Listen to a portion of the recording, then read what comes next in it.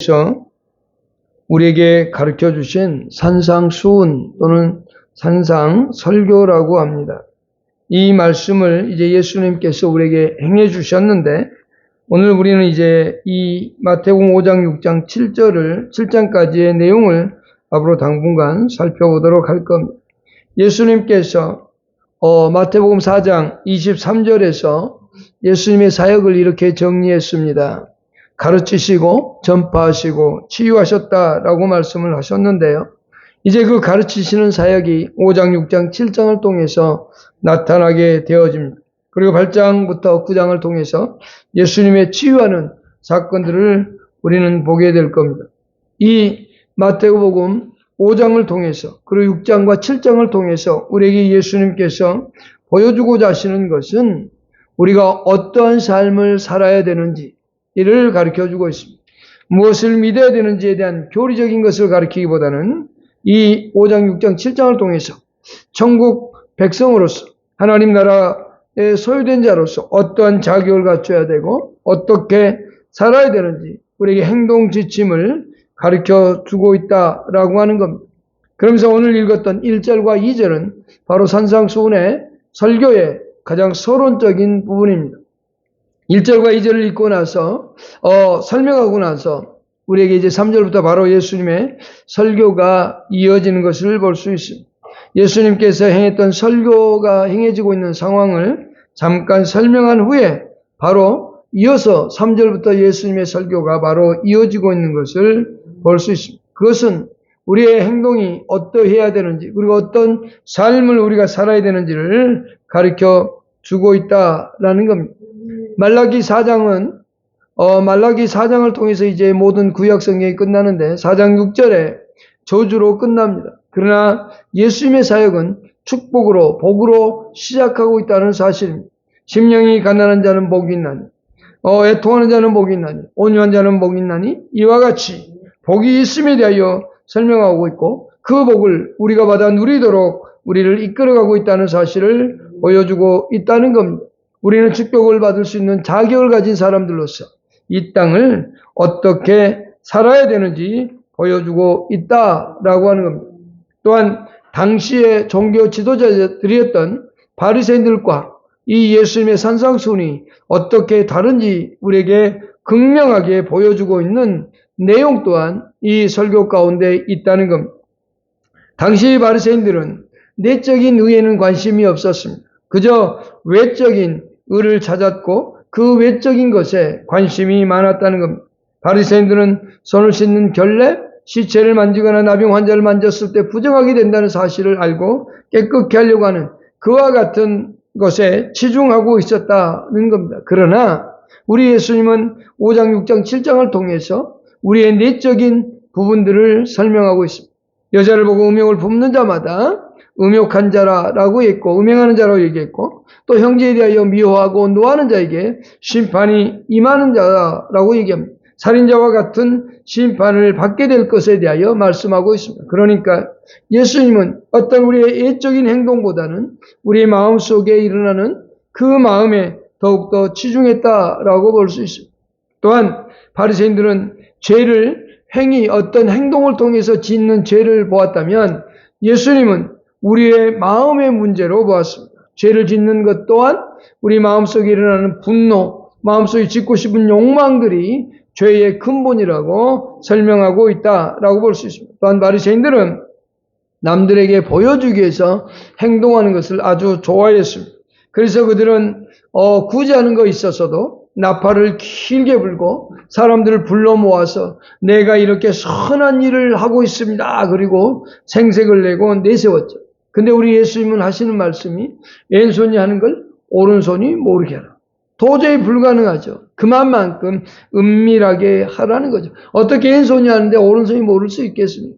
알 수 있지만 드러내지 말라고 하는 내용이죠. 또한 재물에 대해서도 바리새인들은 그때 당시 종교 지도자들은 아주 재물에 대한 욕심이 극도에 달할 수 있었습니다. 그러나 예수님은 재물보다 하나님이 더 소중하고 중요함을 설명하고 있다라고 볼 수 있습니다.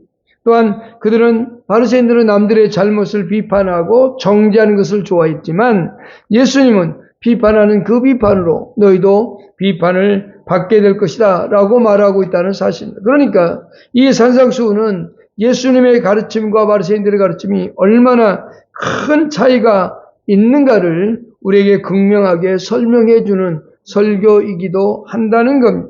그렇다면 오늘 1절과 2절을 통해서 우리가 오늘 살펴보고 싶은 게 몇 가지 있는데, 그 첫 번째, 이 설교하는 설교자가 누군가를 우리는 꼭 기억해야만 됩니다.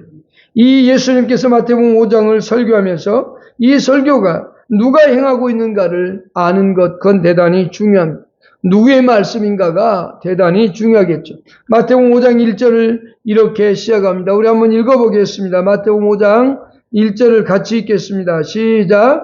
예수께서 무리를 보시고 산에 올라가 앉으시니 제자들이 나온지라. 지금 예수께서 설교하고 있다는 겁니다. 여기에 설교자는 예수 그리스도라는 겁니다. 완왕의 왕이신 예수 그리스도께서 친히 설교하고 계신다는 사실을 우리에게 보여줍니다. 예수께서 이 말씀을 친히 하고 있다는 겁니다. 구약 성경에 그리고 다른 진리를 강론한 수많은 사람들이 있었습니다.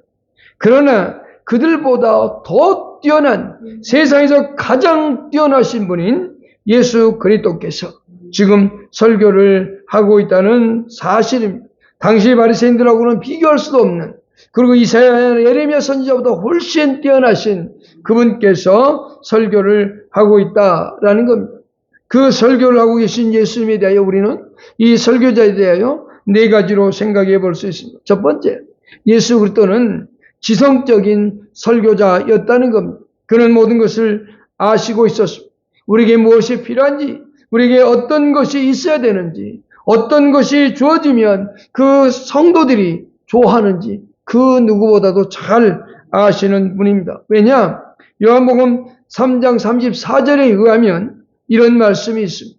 하나님이 보내신 이는 하나님의 말씀을 하시나니 이는 하나님이 성령을 한량없이 주심이라 라고 말합니다. 하나님이 보내신 이는 하나님의 말씀을 한다고 말을 했습니다. 즉 예수 그리스도는 하나님의 말씀을 증거하고 전파하는데 무엇이 있느냐? 성령이 한량없이 주어진 분이라는 겁니다. 그러니 성령께서 함께하면서 우리 마음 가운데서 모든 것을 알고 계시는 그 예수 그리스도께서 지금 증거하고 있다라고 하는 겁니다. 어떤 것이 어디에서 가장 잘 맞는지, 어떤 사람에게 가장 적합한지 그 모든 것을 아시는 분께서 친히 말씀하고 있다라는 겁니다.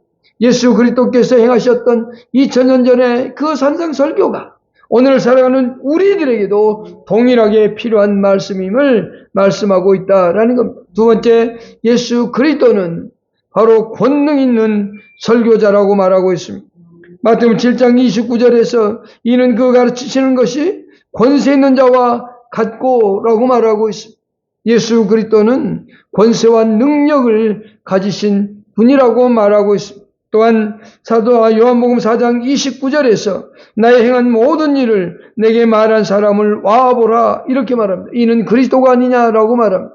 모든 것을 아시고 모든 것을 행하며 모든 것을 가능케 하신 분, 그분이 곧 예수 그리스도라고 말하고 있다라는 겁니다.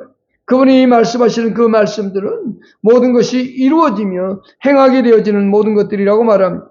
그는 사람들이 말하는 것과는 전혀 다른 진리의 말씀을 가졌기 때문에 그 어떤 사람이 가르치는 것보다 더 권세가 있다라고 말할 수 있습니다. 세 번째, 그리스도는 성공적인 설교자라고 말할 수 있습니다.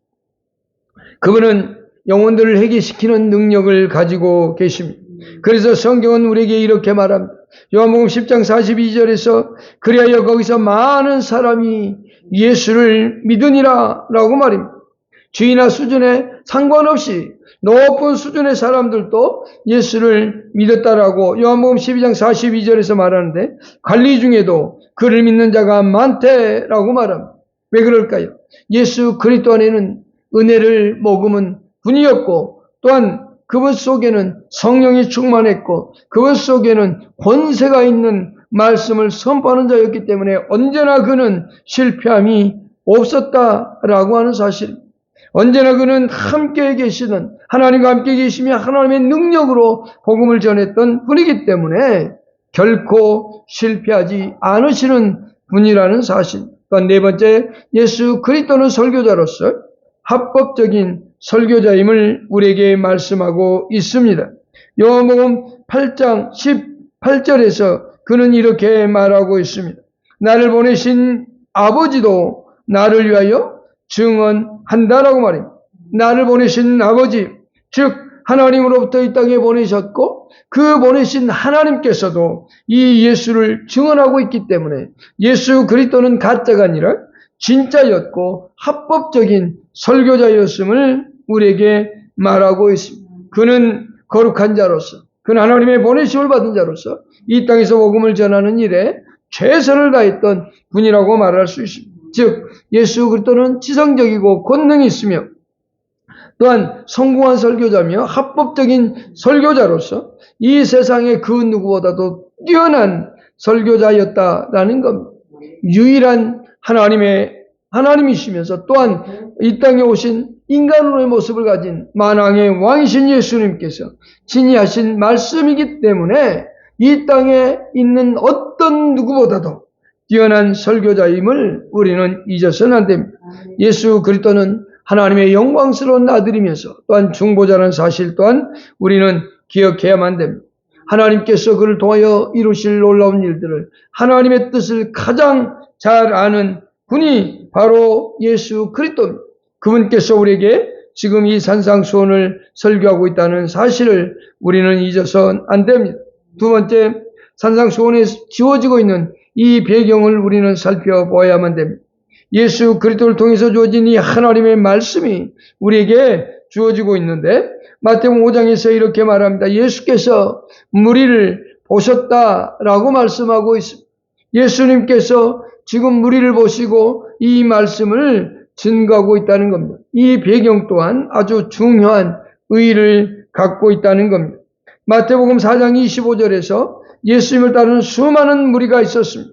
갈릴리와 데가볼리와 예루살렘과 유대와 요단강 건너편에서 수많은 무리가 따랐다라고 얘기합니다. 그 나오는 수많은 무리가 바로 5장에 나오는 무리라고 얘기할 수 있습니다. 예수님을 따랐던 수많은 사람들, 수많은 군중들이 있었다는 겁니다. 예수님의 표적을 보고 따른 이도 있었고 예수님의 가르침을 보고 따른 이도 있었을 겁니다. 예수님의 복음을 전파하는 그 복음 때문에 따라온 사람들도 있었을 겁니다. 그러나 예수님은 그들을 그저 보고 나를 수많은 사람이 따르는구나. 나를 저토록 많은 사람이 따라오는구나. 이야, 난 성공했고 나는 대단한 사람이야 라고 자만하지 않았습니다. 오히려 그는 그들을 불쌍히 여기는 마음을 가졌습니다. 우리는 어쩌면 큰 교회를 이루었다면 교만하고 더 높은 자리에 올라가고자 할 겁니다. 더 높은 자리에 가서 더 높은 사람들로부터, 더 많은 사람들로부터 존경받기를 원할 겁니다. 그러나 예수님을 따라온 수많은 무리를 보고 예수님은 산으로 올라가셔서 그 무리를 바라보실 때 어떠한 마음으로 바라보셨을까라고 생각한다면 아마 예수님은 그들을 보면서 눈물을 흘리셨을 겁니다. 왜냐하면 저들이 목자를 잃어버린 양과 같은 삶을 살고 있었고 하나님의 뜻이 무엇인지 제대로 알지 못하는 그들의 삶을 바라보면서 너무도 가슴 아프고 고통스러웠을 겁니다. 그런 그 무리들을 보시면서 예수님께서 외치고 있다라고 하는 겁니다. 그 수많은 무리들이 나오지만 그들은 정말로 목자를 잃어버린 양과 같이 또한 추수할 때가 되어서 곡식이 많이 있는데 그 추수꾼이 없어서 들판에 썩어가는 그 농사꾼의 삶을 바라보는 것처럼 아마 예수님은 그러한 심령으로 그들을 바라보았을 겁니다. 예수님께서는 무리가 나오는 것을 보고 그들을 바라보면서 애통해하고 가슴 아파하면서 그들에게 진리를 전하고 싶었다라고 하는 것을 우리는 볼 수 있습니다. 예수님의 그 놀랍고 크신 사랑이 여기에서 보여주고 있는 겁니다. 무리를 보시면서 야, 난 대단한 성공자야, 대단한 목회자야, 대단한 설교자야라고 말하지 않냐고 그 무리를 보시고 그들에게 모일 수 있는 장소인 산으로 갔다는 사실입니다. 그리고 그 수많은 사람들이 회당에서 모일 수 없었습니다. 어떤 한 특정한 장소, 건물에서 모일 수 없었습니다. 그래서 그 많은 사람들이 모여서 들을 수 있는 그곳에 산으로 올라갔고, 그 산에 있는 언덕바지에서, 평범한 언덕바지에서 그 수많은 사람들에게 설교를 하고 있다는 겁니다. 우리가 세 번째로 살펴볼 것은 이겁니다. 예수님의 지금 말씀하고 있는 장소가 어디냐입니다. 예수님께서 하신 설교자로서 예수님의 모습, 그 다음에 그 무리를 보고 말씀이 주어지는 배경을 보았다면 이제는 말씀을 전가하고 있는 이 장소를 살펴봐야 됩니다. 누가복음 6장에선 평범한 평지라고 얘기합니다. 그러나 마태는 산에 올랐다고 얘기합니다. 무리를 보시고 산에 올라가셨다라고 5장 1절에서 그는 기록하고 있다라고 하는 겁니다. 이들은 사실 수많은 사람들이 모일 수 있는 장소입니다. 그런데 마태나 누가가 서로 다른 설교를 하고 기록한 게 아닙니다. 마태는 산을 중심에서 설교를 했다면, 증거를 했다면, 누가는 그저 평범한 평지를 보았습니다. 당시 갈릴리 근처, 가버나움 근처에 어떤 산인지는 모릅니다. 학자들은 어떤 산이라고 확실하게 얘기하지 않습니다. 추정해서 이런 산이었을 거다라고 얘기를 하지만 정확한 산은 모릅니다. 그러나 이름 없는 한 산이었습니다. 그곳에 산의 대부분의 산이 언덕까지 올라가면 거기에 이렇게 평지가 있습니다. 거기에 어느 바위에 아마 예수님이 앉으셨을 겁니다. 그리고 그 산에서 이 말씀을 전가하고 있다라고 하는 겁니다. 특별히 여기 장소를 산이라고 말씀하고 있다는데 의의가 있습니다. 유대인들에게 있어서 이 산은 절대로 그냥 뗄래야 뗄 수 없는 장소이기 때문에 그렇습니다. 이 산은 유대인들에게 아주 긴밀한 관계가 이루어졌던 산입니다. 왜냐하면 시내산에서 그들은 율법을 받았습니다.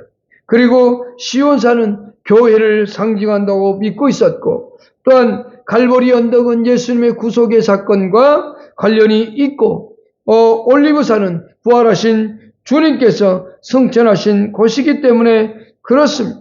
바로 이 산상수훈을 여기서 증거하고 있다는 것은 율법을 선포했던 그 산, 그리고 하나님께서 그들과 함께하고 있는 놀라운 이 산이라는 상징적 의미 속에서 주어지고 있다는 겁니다.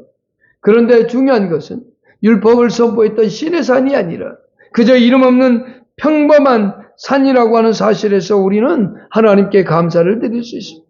특별히 어떤 거룩한 장소를 세워두고 지정한 곳이 아니라 누구든지 어디서든지 하나님께 나와 예배할 수 있고 그 앞에 기도할 수 있는 장소적 개념을 얘기하고 있다는 겁니다.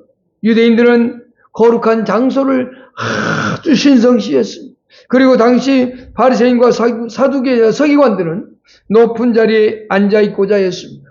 그래서 그들은 모세의 자리에 앉아서 자신들의 지위와 명예와 그리고 안락을 누렸습니다. 그러나 율법을 해석하는 데 있어서는 아주 그릇되게 해석하고 와전시켰음을 볼 수 있습니다. 그런데 예수님은 그저 모든 사람들이 모일 수 있는 평범한 산에서 이 진리를 증가하고 있다는 겁니다. 누구든지 올 수 있는 곳, 누구든지 와서 하나님의 말씀을 들을 수 있는 곳, 누구든지 와서 하나님과의 깊은 관계를 누리며 살아갈 수 있는 장소인 그 평범한 산을 예수님은 선택했다라고 하는 겁니다. 예수님은 만왕의 왕으로서 모든 사람들을 초대하고 모든 사람들이 하나님 앞에 나와 예배하고 모든 사람들이 진리의 말씀을 들을 수 있는 공간에 그 회중들을 보시면서 산으로 가셔서 말씀을 전하고 있다는 사실을 우리는 볼 수 있습니다. 바로 예수 그리스도의 그 놀라운 사랑. 그것은 어떤 특정한 사람들을 위한 게 아닙니다. 특별한 사람들을 위한 그와 같은 복음이 아니라 모든 사람들이 들을 수 있고 모든 사람들이 주의 말씀을 듣고 주께로 돌아올 수 있는 놀라운 은혜를 베풀고자 함에 여기에 의도가 있고 의지가 있다는 사실을 산에서 설교하고 있는 그 모습을 통해 우리는 알 수 있다라고 하는 겁니다. 그러면서 네 번째 우리가 생각해 볼 것은 설교하는 자의 자세입니다. 예수님은 앉으셨다라고 말하고 있습니다.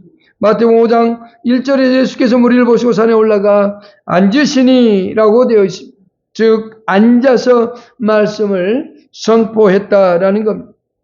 당시에 랍비들은 그리고 종교 지도자들은 하나님의 말씀을 가르칠 때 그들은 앉아서 가르쳤습니다. 근데 그 자리가 모세의 자리, 높은 자리, 남들로부터 존경을 받는 자리에 앉아서 말씀을 가르쳤으나 지금 예수님은 그저 산의 어느 한 바위 정도에 앉아서 그 말씀을 전하고 있다라고 하는 겁니다.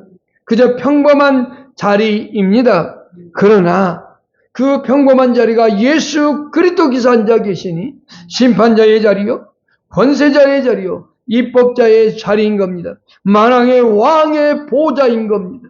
예수 그리스도가 앉아 있으니 그곳은 곧 권위와 권세를 가진 자리인 겁니다. 권위 있는 주제자로서 집행했던 솔로몬을 생각해 보십시오. 솔로몬이 재판을 할 때 사람들을 모아놓고 보좌에 앉아서 말씀을 전하고 재판했던 모습을 보십시오. 거기에 회중들이 왔을 때 어땠겠을까요? 많은 두려움과 어떤 어미 앞에 설 수 있었겠죠. 그런데 예수님은 그저 바위에 평범한 앉았지만 그러나 그 권위와 권세는 말로 표현할 수 없을 정도였을 겁니다. 그가 전하는 메시지는 바로 그의 입에서 나가는 메시지는 불과 같은 그러한 메시지였다라고 하는 겁니다. 입법자로서 심판자로서 권세자로서 왕으로서 앉으신 그 보좌에서 그는 말씀을 증거하고 가르치고 있다라고 하는 겁니다. 또한 예수님께서는 5장 2절에 이렇게 말씀하고 있습니다. 입을 열어 가르쳐 이르시되라고 말합니다. 다섯 번째, 우리는 설교자 하시는 예수님의 모습을 살펴볼 수 있습니다. 설교하시는 예수님의 모습, 입을 열어 가르쳐 말씀하고 있다라는 겁니다. 예수님은 아무 말씀하지 않아도 복음을 증거할 수 있었고 어떤 삶의 모습 속에서 진리를 가르쳐 줄 수도 있었어요. 그러나 그는 그렇게만 하지 않았습니다. 때로는 그저 가만히 기도하는 모습을 통해서 또는 전도하는 그 모습을 통해서 사람들에게 귀신을 쫓아내는 모습을 통해서 그의 진가를 발휘하기도 했습니다. 그러나 그것으로 끝내는 것이 아니라 그는 친히 입을 열어서 말씀을 증거하고 있다라고 하는 겁니다. 그리스도께서는 분명한 음성으로 말씀하고 있으며 큰 소리로 외치고 있다는 사실을 볼 수 있습니다. 입을 열어 가르쳐 이르시되라고 말씀하고 있는데 다른 선지자들도 그렇게 외쳤습니다. 수많은 사람들이 예수 그리스도의 복음을 친히 외쳤습니다. 구약의 선지자들, 사사들 통해서도 복음이 증거되었고 모세를 통해서도 증거되었습니다. 그러나 이제 그 사람들을 통해서 하지 아니하고 친히 예수 그리스도께서 직접 말씀하고 있다는 사실입니다. 성육신하신 하나님께서 자녀들에게 직접 말씀하고 있는 모습인 겁니다. 이것은 참으로 우리에게 놀라운 사실을 말씀해 주고 있습니다. 선지자들의 입을 통해서 말씀할 때도 백성들은 그 위대한 말씀 앞에, 권위 앞에 그 말씀을 들었습니다. 그리고 모세의 말을 통해서 하나님이 모세의 입을 통해서 하나님의 말씀을 전할 때 백성들은 그 말을 하나님의 말씀으로 받았습니다. 그런데 지금 예수님이 말씀하고 있는 것은 친히 하나님이셨던 그분이 이 땅에 육신을 가지고 오셔서 직접 말씀하고 있다라고 하는 사실입니다. 우리는 이 사실을 잊어서는 안 됩니다. 이 사실을 절대로 망각해서는 안 됩니다. 우리 가운데 말씀하고 계신 이분을, 이 예수 그리스도께서 하신 말씀을 우리는 잊어서는 안 됩니다. 그러면 우리는 이 예수님께서 하셨던 5장, 6장, 7절의 말씀, 이 말씀을 마음에 새겨야 되고 그 말씀을 정말 하나님의 말씀으로 받아들이는 사람이 된다면 또 사복음서를 통해서 말씀하셨던 하나님의 말씀을 우리 것으로 받아들인다면 그리고 구약에 있는 하나님의 말씀들을 하나님의 말씀으로 받아들이는 사람들이라면 우리는 그 말씀을 깨달아야 됩니다. 그걸 마음에 받아들이고 그 말씀을 따라 살아야 됩니다. 그런데 수많은 사람들은 이 기록되어진 하나님의 말씀을 잘못 해석하고 살아가는 사람들이 수없이 많습니다.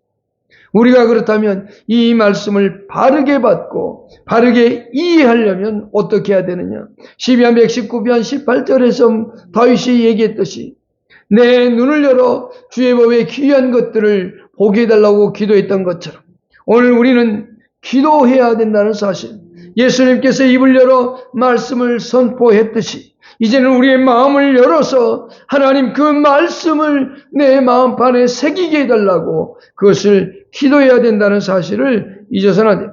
왜냐하면 우리는 성경을 아무리 많이 읽어도 그 말씀을 깨닫는데 다 깨닫지 못합니다. 그것은 단 한 구절을 깨달아도 우리의 능력이 아니라 성령의 조명하심이 있어야 가능합니다. 성령이 우리 가운데서 이 말씀을 깨닫게 해주고 알게 해주셔야 우리는 하나님의 뜻을 알 수 있기 때문에 그렇다는 겁니다. 그렇다면 성령의 조명하심을 구하고 성령의 인도하심을 구해야만 됩니다. 이번 주 한 주간 휴가를 보내면서 어느 교회 가서 예배를 드리게 되었습니다. 꽤 큰 교회였습니다. 그런데 그 교회 주보에 놀라운 사실을 발견했습니다. 성경 삼천도 가신 분들의 이름이 기록되어 있었습니다. 삼천도. 와! 하고 놀랐습니다. 아마 저는 삼천도 아예 꿈도 못 꾸어봤죠. 근데 삼천독이라고 쓰여 있었습니다. 누구누구 집사, 누구누구 집사 이렇게 쓰여 있었습니다. 너무 놀랐습니다. 그리고 기대를 했습니다. 과연 설교자는 그러면 이런 분들이 있는 교회, 다른 분들은 그러면 얼마나 읽었을까? 삼천독을 한 분이 있다면 다른 분들은 최소한 100독, 200독은 했을 거 아닙니까? 그런 교회에서 설교하는 설교자는 과연 어떻게 설교할까? 기대했습니다. 그런데 설교는 너무도 실망이었습니다. 성경 본문과는 거리가 멀었습니다. 본문은 읽어놓고 그 본문에 돌아오는 데까지 25분 정도 걸렸습니다. 다른 데서 놀다가 그 본문에 돌아와서 설교하는데, 그리고 그 본문의 설교도 그 본문이 의도한 바도 전혀 아니고 자기의 생각을 얘기하는 걸 보았습니다. 그것은 무슨 말이냐? 아무리 열심히 공부하고 아무리 뛰어난 학문을 가졌고 학교를 나왔다 할지라도 성령의 조명하심이 없이는, 성령의 깨닫게 하심이 없이는 우리는 하나님의 말씀을 깨달을 수 없다는 사실입니다. 우리는 산상수훈을 공부할 겁니다. 이제 산상수훈을 들어가서 볼 때마다 한 구절 한 구절들이 내 마음에 가슴에 박혀야만 됩니다. 심령이 가난한 자는 복이 있나니 천국이 저희 것이요. 이 한마디. 애통하는 자는 복이 있나니 저희가 위로를 받을 것이요. 여러분, 이러한 놀라운 말들을 우리의 마음에 새기고 그것들을 깨달아가려면 우리는 성령의 도우심을, 성령의 우리 가운데 깨닫는 은혜를 달라고 그렇게 기도해야만 됩니다. 그래야 예수 그리스도의 말씀이 우리의 마음판에 새겨지고 이 말씀들이 우리의 삶의 행동화되는 지침이 되어질 겁니다. 오늘 우리 모두가 다 같이 그와 같은 심령으로 그렇게 우리는 성경을 읽기 위하여 기도하고 묵상하면서, 그리고 예수 그리스도께서 한 영혼들을 보시고 불쌍히 여기며 무리를 보시고 불쌍히 여겼던 것처럼 오늘 우리도 한 사람 한 사람들을 위하여 기도하고 그 사람들이 복음을 전할 수 있고자 하는 그런 시간과 노력들이 저와 여러분 가운데 있기를 소망하고, 또 이 성령의 도우심 속에서 하나님의 말씀을 깨닫기를 여러분 가운데 예수 그리스도의 이름으로 축복합니다. 기도